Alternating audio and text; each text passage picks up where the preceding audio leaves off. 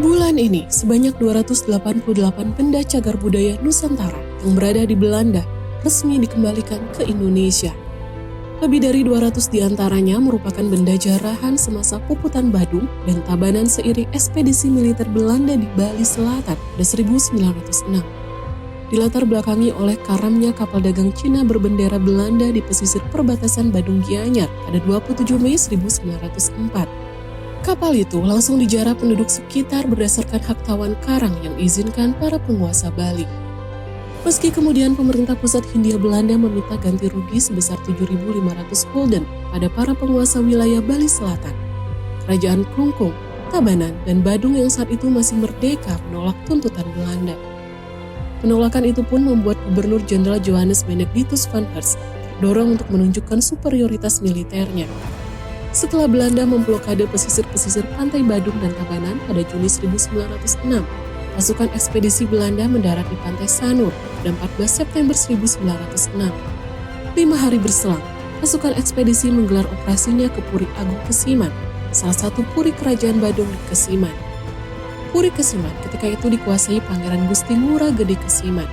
Tetapi saat pasukan Belanda tiba pada 19 September, purinya sudah ditinggalkan karena sang pangeran yang menolak melawan Belanda sudah dibunuh oleh salah satu pejabat lokal. Karena buru-buru ditinggalkan, banyak harta benda yang tertinggal di Puri Kesiman. Karena itu, pasukan Belanda pun dapat merampas persenjataan seperti meriam-meriam kapal dan sejumlah pedang, serta prasasti-prasasti dan dekorasi-dekorasi di pura, arca-arca 13 dewa-dewi beserta koin-koin emas yang terdapat di dalam arca-arca tersebut. Ekspedisi militer Belanda tak hanya sampai di sini saja. Pada 20 September 1906 pagi, pasukan Jenderal Toningen tiba di Puri Agung Denpasar, pusat pemerintahan Kerajaan Badung. Di Puri itulah terjadi Puputan Badung dan berdarah. Saat pasukan Belanda tiba di gerbang Puri, seketika barisan Laskar Badung yang dipimpin sang raja muncul dari balik gerbang dengan berpakaian serba putih karena siap mati. Selain Laskar, sebanyak 18 anggota keluarga raja yang juga berpakaian serba putih ikut tempur bersenjatakan keris dan tombak. Perlawanan mereka langsung direspon pasukan Belanda dengan rentetan tembakan senapan dan meriam. Ketika Puputan berakhir, lebih dari 1.800 orang dari pihak kerajaan Badung tewas. Pasukan Belanda kemudian tak hanya merampas keris-keris dari sejumlah jenazah, tetapi juga merampas pucuk-pucuk tombak, arca-arca, dan sejumlah ukiran kayu sebagai cendera mata. Masih di hari yang sama, 20 September, pasukan Belanda bergerak lagi menuju Puri Agung Pemecutan.